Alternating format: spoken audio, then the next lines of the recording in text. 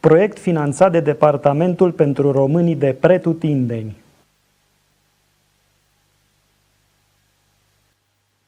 Bună ziua, dragi prieteni, și bun găsit la o nouă ediție a emisiunii Născuți în Diaspora, un proiect al DC Media Group realizat cu sprijinul Departamentului pentru Românii de Pretutindeni.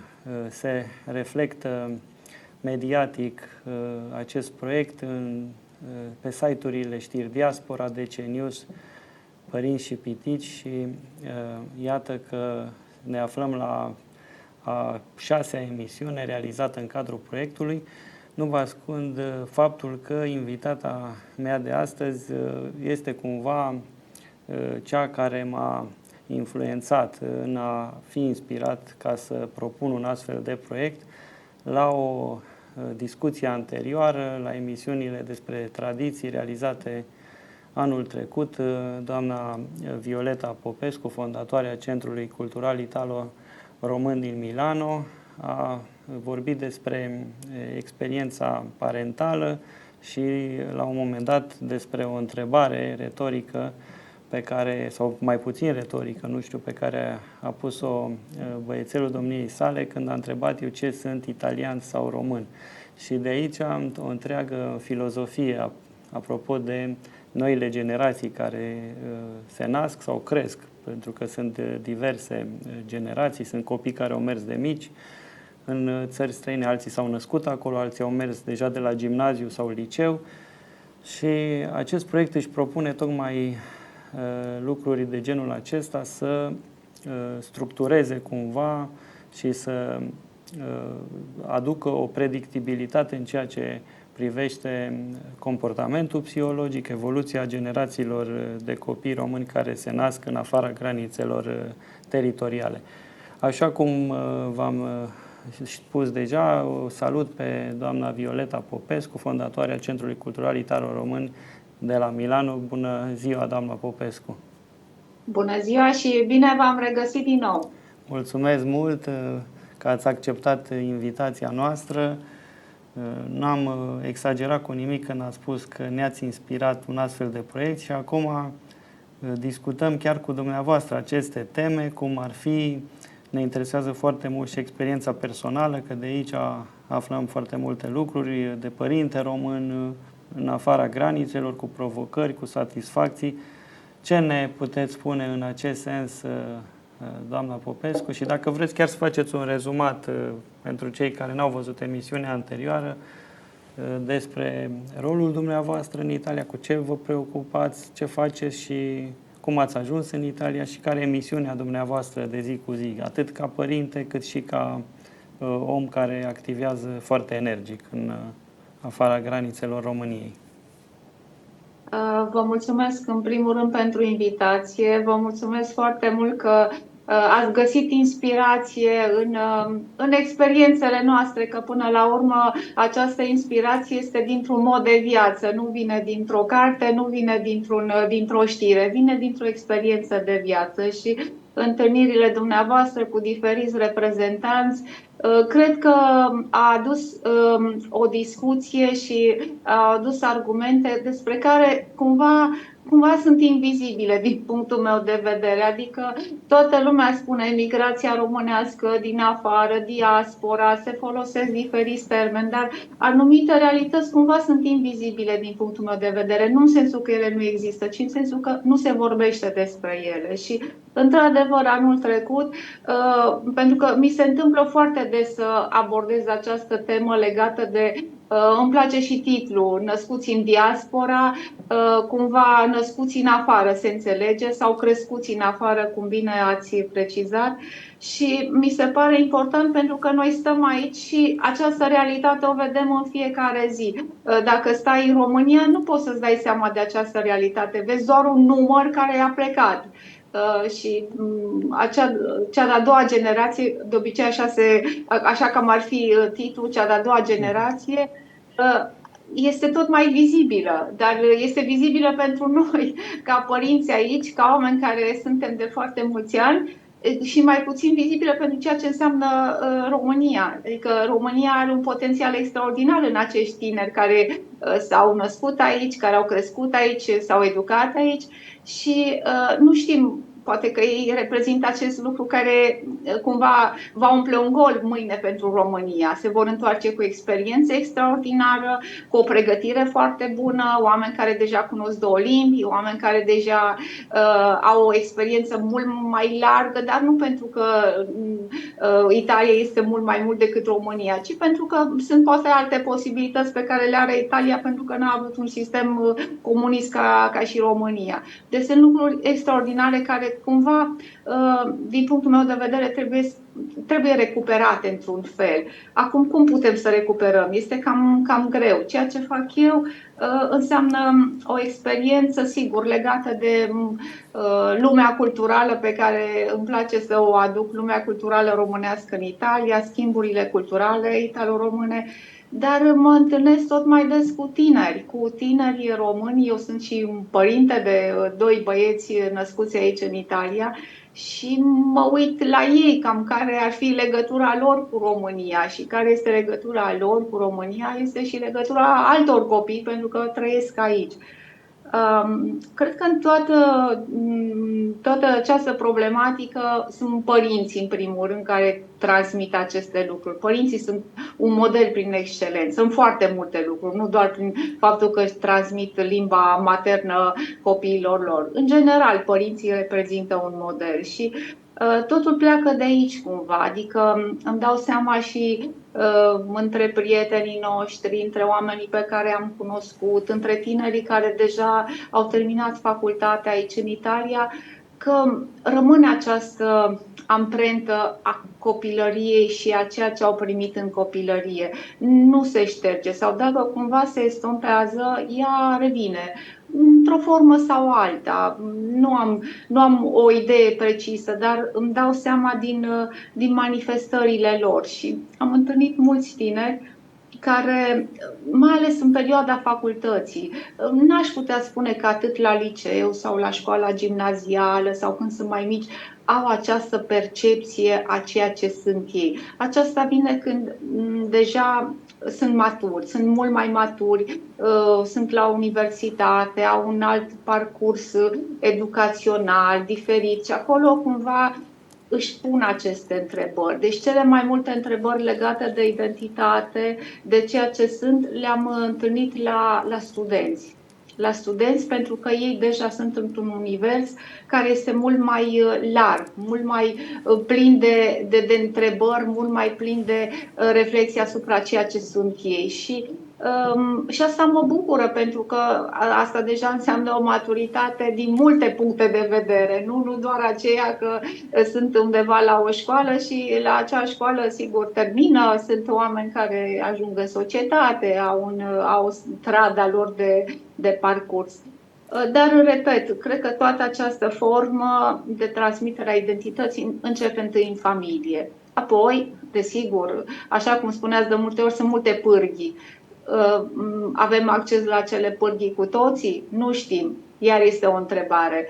Aici, da, începe cu familia, este cursul de limbă, cultură și civilizație românească, care trebuie să spun că are niște profesori extraordinari în Italia. Îi cunosc aproape pe majoritatea, fac lucruri fantastice cu copii, cred că mult mai mult decât li se cere, ca să spun așa, într-o curiculă școlară. Fac multe lucruri, ies cu copiii, le explică foarte multe lucruri, adică ei încearcă, pentru că și ei sunt părinți, sunt și ei părinți și cumva acesta este un plus extraordinar, că își dau seama ceea ce înseamnă să le transmită copiilor lor aceste lucruri. Sunteți mamă de băieți născuți în Italia. Cum ne-ar interesa mult și aspectul ăsta? Care e psihologia băieților dumneavoastră din punctul acesta de vedere vis-a-vis de statutul lor?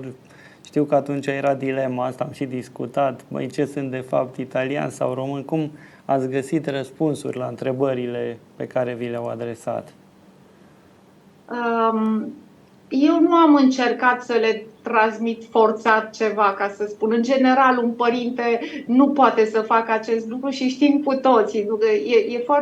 E foarte delicat acest raport părinte-copil când tu vrei să-i transmiți ceva. Lucru care l-am transmis absolut în mod automat a fost limba, desigur, pentru că noi vorbim limba română în casă, chiar dacă ei de multe ori mai răspund în limba italiană sau chiar dacă noi răspundem în limba română. Ei ne scriu de multe ori în italiană pe WhatsApp un mesaj, noi le scriem în limba română. Adică cumva ne încăpățânăm să transmitem aceste lucruri fără să vrem și fără ei să ne spună, dar de ce mi-ai scris asta? Pentru că tot oricum înțeleg. Dar noi avem această mică idee de a spune în română ceva. Și ei au înțeles lucrul acesta. Mi-aduc aminte cu mulți ani în urmă, băiatul meu cel mare, Teodor, a fost într-un cast la o prezentare legată de o emisiune a lui Gerry Scotti, care e foarte cunoscut în Italia și nu doar în Italia, ci și în România. Și emisiunea lui Gerry Scotti avea invitați copii din toate țările, artiști, sigur, copii foarte talentați. Și la un moment dat a fost invitată o fetiță din România, Daria, care cânta la harpă, și cineva, pentru că așa era jocul și era regula acestei emisiuni, un alt copil trebuia să traducă lui Gerry Scotti ceea ce spunea acea fetiță din România. Și Teodor a participat la un caz cu mai mulți copii, erau 15 copii, să vadă dacă știe bine limba română, știe bine limba italiană. Și a trecut acel caz și a ajuns în emisiunea lui Gerry Scotti și a fost foarte fericit, ca toți copiii. Și i-am spus la un moment dat, zic, vezi, dacă știi limba română te-a dus la emisiunea lui Gerry Scotti. Corect. I-a rămas impresionat de această idee, că nu și-ar imagina niciodată că cu limba română ajunge pe un platou la Canale 5. Deci, vedeți, doamna Popescu, de asta îmi place să realizăm emisiuni, să fiți invitata noastră, că iată cum iarăși a născut o idee foarte bună. Ați subliniat un avantaj deja al acestui dublu statut. Băieții ce vârste au? Băiatul cel mare a terminat liceul, este acum la facultate și celălalt intră la liceu și vreau să vă spun că și-a ales cel care intră la liceu, la clasa 8 în Italia, în afară de examenele de matematică, de italiană, pentru că este italiană, de engleză, au de realizat și o teză, ca să spun așa, nu o teză foarte, dar o teză care o expun în fața comisiei. Și înainte cu 2 luni îl întreb, ce argument ți-ai ales? El îmi spune, emigrația. Eu nici nu am avut vreo idee că aș putea să-l influențez cu ceva sau... Știi, zic, cum așa? Zice, da, zice, mi se pare că e o temă actuală, uite, sunt lucruri care m-am uitat despre legile legate de emigrație, cum e cu cetățenia. Are 14 ani, desigur, nu e că are un univers foarte mare și o bibliografie citită pe seama aceasta, dar m-a impresionat, adică eu nu i-am spus să facă lucrul ăsta și a vorbit întâi despre faptul că el este un emigrant, că părinții lui au venit în Italia, că el s-a născut aici și că se simte fiu a 2 patrii, și România și Italia, că el vorbește o limbă romanică ca și italiana, ca și portugheza, ca și franceză, adică imediat a făcut aceste conexiuni, fără să-i se spună un anume fel. Sigur, a fost îndrumat de un profesor, dar ideea în sine, pentru că despre ce vorbim noi în toate aceste lucruri, nu că cineva e de profesie român, cum spunea Țuțea, este frumoasă această sintagmă și această definiție, dar iată că poți să fii român în foarte multe feluri, adică în anumite momente, în anumite realități pe care nici nu poți să ți le imaginezi. Deci asta este un capitol fantastic în ce privește identitatea, alteritatea, interacțiunea, adică sunt lucruri nebănuite din punctul meu de vedere. Deci, practic, cumva ei s-au maturizat mai repede, punându-și aceste probleme. Ne-ați făcut o recomandare și vă mulțumim pentru aceasta și pentru Andreea Dănilescu, care va fi invitata noastră în viitorul apropiat și a realizat, am văzut o carte, am m-am apucat să o citesc. Mai am puțin și până la emisiunea cu ea deja o să o citesc, o să am cartea citită. Am norocul acesta de a înțelege foarte bine limba italiană și deja am văzut și acolo câteva idei interesante. Deci, practic, băieții sunt acum în adolescență deja și își pun probleme foarte serioase. Ce alte preocupări ați mai văzut care cumva pot la un moment dat construi punți între ambele țări?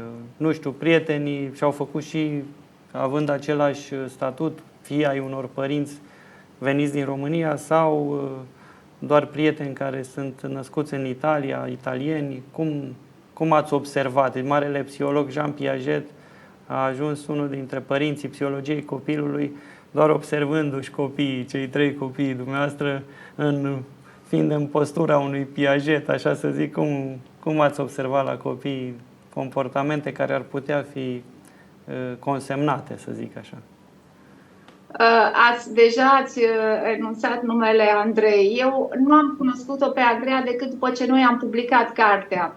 Am cunoscut acum 5-6 ani, mi-a scris un mesaj în limba italiană că are o cercetare legată de emigrația românească și imediat am spus da. Am spus da, deși ea locuiește în cealaltă parte a Italiei, ca să spun, nici nu aveam ideea de a ne întâlni, de a colabora, dar imediat i-am dat materiale, imediat. Și ea într-o facultate, într-o universitate, a pornit o cercetare de acest fel extraordinară și m-a mirat foarte mult, pentru că putea să aleagă multe alte argumente, multe alte tematici, mai ales că ei lipsea ceea ce înseamnă bibliografia în limba română despre tot ce înseamnă emigrație. Dar a dorit acest lucru și dorește acest lucru. Am văzut că a reușit chiar să organizeze anumite întâlniri pe plan local legate de emigrația românească. Deci, cum spuneam înainte, nebănuit această realitate în ce îi privește pe acești copii care, bine ați precizat, sunt punți. Într-adevăr, ei sunt chiar punți între România și Italia, mai mult decât suntem noi, prima generație, pentru că noi suntem mult mai ancorați în ceea ce înseamnă românitatea noastră, mult mai ancorați în ce înseamnă memoria noastră ca românii, nu o memorie ca români. Nu au cum să aibă. Memoria lor ca români este ceva foarte fragmentat, adică bunici, România, vizite în România, călătorii, familia, părinții. Aceasta înseamnă memoria pentru ei, dar pentru noi memoria românească este cu totul altceva, adică noi purtăm cu noi mult mai mult decât poartă ei. Deci ei sunt într-adevăr aceste punți între România și Italia prin faptul că s-au născut aici, cunosc anumite lucruri, dar ei pot să facă mult mai cunoscut în Italia această imagine a României, din punctul meu de vedere. Pentru că sunt ancorați în realități mult mai adânci decât suntem noi. Un student, o cercetătoare cum este Andreea, care este într-o universitate, este deja altceva. Adică ea poartă acest discurs la un alt nivel. Mai observat, acum câțiva ani, am cunoscut un băiat dintr-un liceu, cred că deja terminase, și poate chiar ar fi interesant să-l cunoașteți într-o zi. Radu Valentin se cheamă, a ținut o conferință pe TED, care era cu titlul Romeno come me. Îmbrăcat într-o ie națională, a ținut această conferință și a spus: român ca mine este și Brâncuș, român ca mine este Ștefan cel Mare, român ca mine este Nadia Comăneci, român ca mine este Gheorghe Hagi. Adică cumva din ceea ce știa el, născut aici în Italia, a luat anumite modele, anumite personaje prin care el vrea să le spună celorlalți că el are o identitate, că vine dintr-o țară cu anumite rădăcini culturale, dar care, iată, se transmit prin vizibilitatea unor mari personalități. Și a fost o conferință extraordinară. Pentru mine a fost un impact extraordinar să văd un băiat îmbrăcat într-o ie, vorbind pe TED cu sute de participanți italieni, în care cu mare bucurie a transmis aceste lucruri. Deci, iată, faptul că el a reușit într-un liceu și mai mult într-un alt mediu să vorbească despre ceea ce este român. Mulți tineri români, când ajung la facultate și repet, sau când trec de liceu, au prieteni italieni. Ce fac cu ei? Îi duc în România. Asta este un lucru extraordinar. De câte ori mă duc în România, în avion, întâlnesc tineri italieni. Chiar anul trecut, unul dintre era chiar lângă mine, un pasager, și avea un ghid în limba română și îmi spune: eu mă duc în România pentru că am un coleg care a terminat la facultate și mi-a spus să mă duc să văd Transilvania. Adică asta este doar un mic exemplu. Sunt în marea majoritate a lor, tinerii români născuți aici, fac excursii, fac călătorii cu tinerii italieni în România. Și asta este deja un prim pas de cunoaștere fantastic, nu? Dincolo de o carte, dincolo de o știre sau de altceva, faptul că văd cu ochii lor o realitate pe care sigur o știu numai prin ceea ce aud, nu, poate aici la televizor sau alte anumite lucruri care țin de această realitate. De 2 ani predau un laborator de limbă și cultură românească la Universitatea din Milano. Anul acesta am avut 50 de înscriși, un număr foarte mare, ca să spun, pentru un laborator. M-am dus în aulă și zic: ce de lume interesată de România. Erau și mulți studenți cu nume italian, dar care erau români și care mi-au spus că au dorit să se înscrie la cursul, la acest laborator, nu doar ca să învețe limba română, pentru că unii chiar știau limba română, ci vreau să învețe ceva despre România, pentru că una e să vorbești limba și alta este să știi ceva despre limba aceea și care este, cum s-a format ea, care este istoria poporului român. Și au avut acest interes și s-au înscris imediat și mi-au spus, chiar îmi mărturiseau: suntem așa de fericiți să vedem câți italieni s-au înscris la acest laborator. Adică pentru un fapt de mândrie extraordinar să vadă câți colegi italieni participă la acel laborator. Și mi-au scris la un moment dat, chiar la sfârșitul semestrului, că au fost emoționați de această experiență, emoționați să audă limba română într-o aulă universitară, emoționați să vadă interesul colegilor lor italieni pentru limba română și istoria poporului român. Și mi-au spus că s-au simțit foarte mândri. Aici cred că trebuie cumva să lucrăm noi mai mult, să-i facem mai mândri și mai încrezători pentru ceea ce sunt și reprezintă ei sau ce reprezintă jumătatea lor, ca să spun așa. Este foarte important să valorizăm mai mult aceste gesturi ale lor. E important, pentru că sunt tineri. Tinerii au nevoie de acest lucru. Noi nu mai avem nevoie. Suntem la o vârstă în care aceste lucruri trec pe lângă noi, dar când ești tânăr, ai nevoie să primești încredere, ai nevoie să fii valorizat cu ceea ce ești tu și cu ceea ce poate să fie potențialul tău. Deci, cred că cumva rămânem așa într-un suspans din punctul acesta de vedere. Credeți că ei mai au vreun complex în ceea ce privește statutul pe care îl au în relație cu țara în care se află? Generația anterioară a trebuit să suporte și o anumită stigmă de băgare în aceeași oală. Dacă cineva făcea o infracțiune, se generaliza: toți românii sunt așa și pe dincolo. Din punctul acesta de vedere, și mai ales în psihologia lor, că ăsta e un aspect foarte important care ne interesează, cum vedeți că se raportează cu superioritate, cu inferioritate la cei născuți în Italia și care sunt italieni, adică și la ceilalți care au părinți italieni, care sunt din generație în generație în Italia? Da, ați subliniat foarte bine această idee de stigmatizare pe care am trăit-o și noi, cu siguranță au trăit-o și ei, pentru că indirect trăiesc și aceste lucruri dacă în casă un părinte spune ceva. Este normal. Foarte, foarte bună precizare. Ei nu exteriorizează. Copiii nu exteriorizează așa de mult cum suntem noi adulții. Adică ei poate dacă au ajuns într-o clasă, poate nici n-au îndrăznit să mai spună că sunt români de multe ori, din cauza unor momente, sigur. Astea sunt niște momente. nu vorbim, nu generalizăm, dar poate că din cauza acestor momente sau împrejurări sau situații întâmplate de acest fel, sunt copii care poate n-au spus că sunt români sau n-au spus cu voce tare sau au încercat să ascundă acest lucru și îi înțelegem.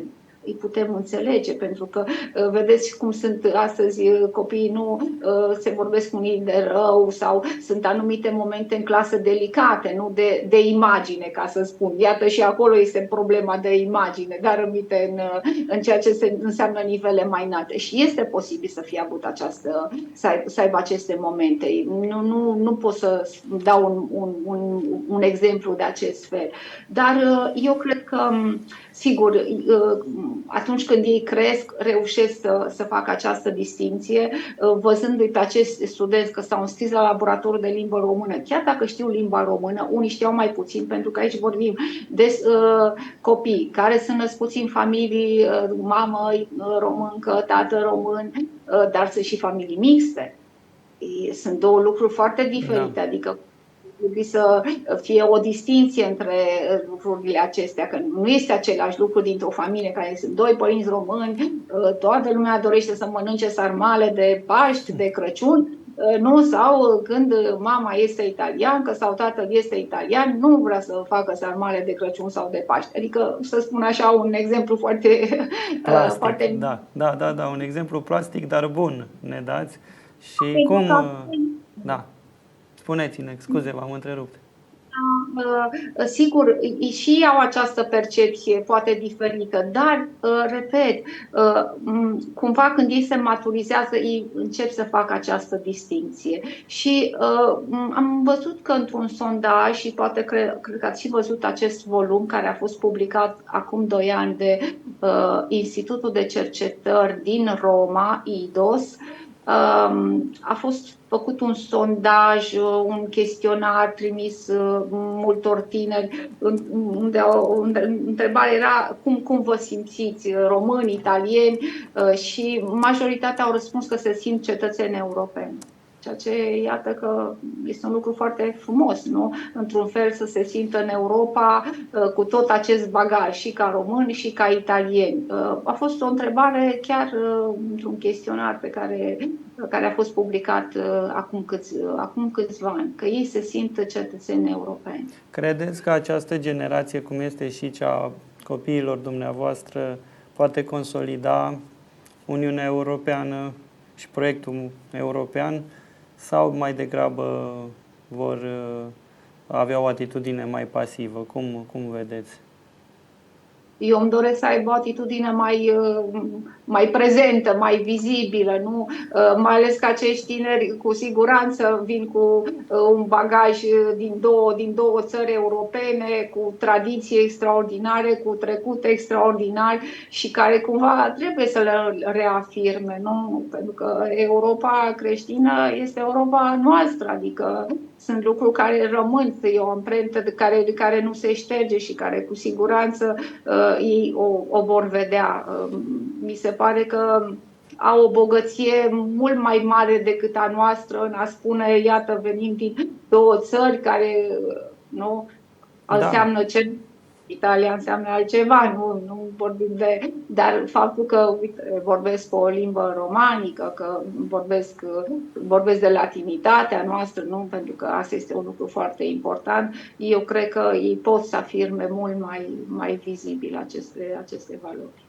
Da, asta încercăm mereu în cadrul acestui proiect și considerăm că e un mare avantaj să ai origini chiar din două, adică să ai originile românești și să te formezi într-o altă cultură și totuși să păstrezi filonul originilor și după aceea să valorifici. Cum vedeți la maturitatea deplină că ar putea să se pună în slujba ambelor țări? Așa, imaginativ să zic, băieții, ați vedea și într-un rol din ăsta de exemplu, de diplomație sau de consultanță, ce Ce preziceți? Domenii și aleg, dar o vedem pe Andreea. Deja ea este un exemplu, nu?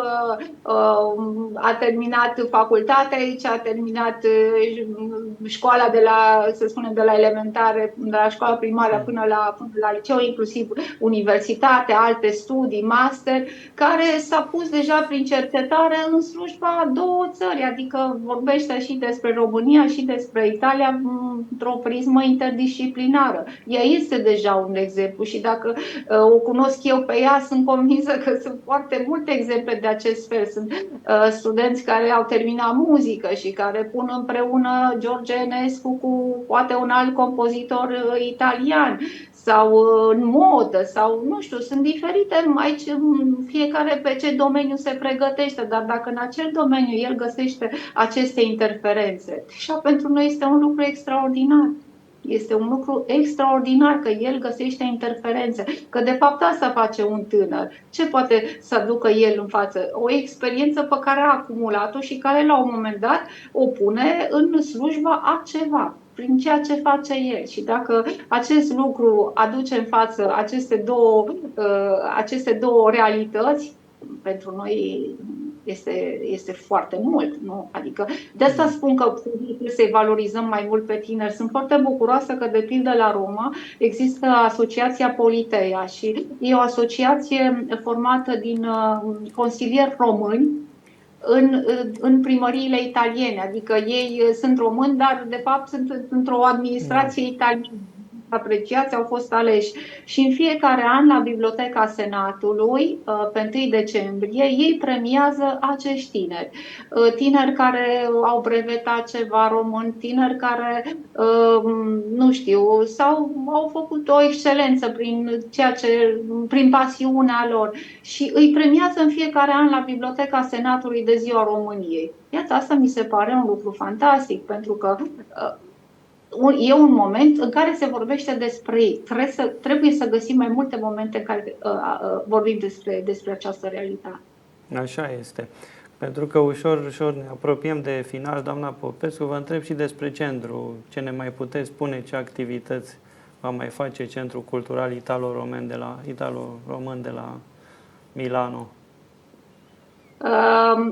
Tot așa, pun două realități. Anul trecut v-am vorbit despre Hariclea Darclay, iar anul acesta vă povestesc că pregătesc un nou an în care vom vorbi despre Elena Teodorini. Elena Teodorini este o soprană care a cântat înainte Hariclea Darclay la Teatrul La Scala și este prima soprană care a venit să studieze la Conservatorul din Milano în 1874. Elena Teodorini face parte din familia Teodorini din Craiova, care a fondat teatrul din Craiova și anul viitor sunt 100 de ani de la moartea ei. Și vreau să vorbesc despre această mare artistă, care nu a fost doar o mare soprană, a fost prima creatoare de școli de canto la Milano, la Paris, Buenos Aires și Montevideo. Această femeie, această artistă extraordinară, acum 100 de ani, făcea drumul Europa-America Latină, încât la un moment dat a fost propusă directoarea Conservatorului din Buenos Aires. Fantastic! Un model, da. O deschizătoare de drumuri, un model. Și în toată această cercetare am implicat și tinerii români care studiază muzicologie la Milano.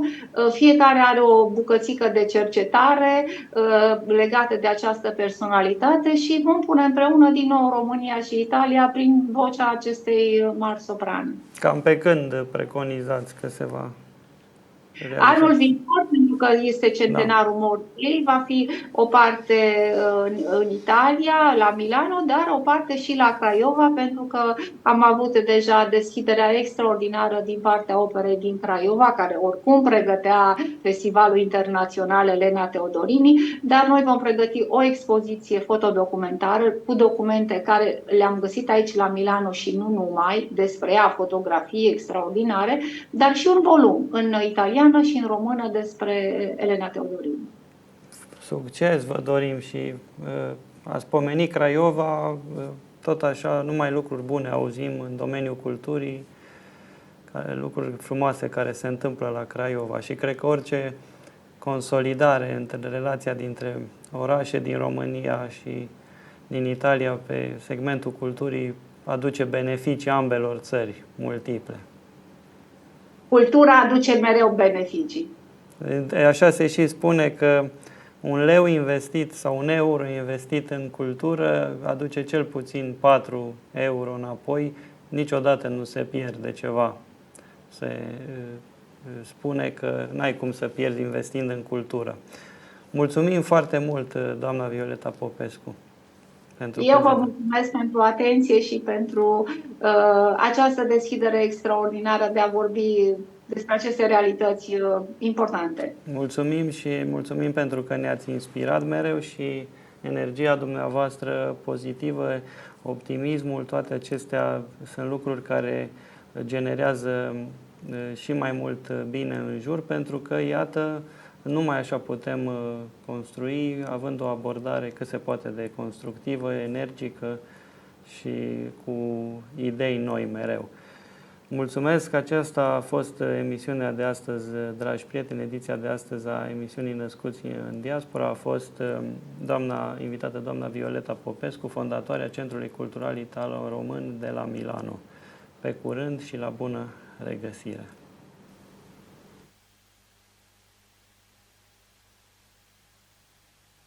Proiect finanțat de Departamentul pentru Românii de Pretutindeni.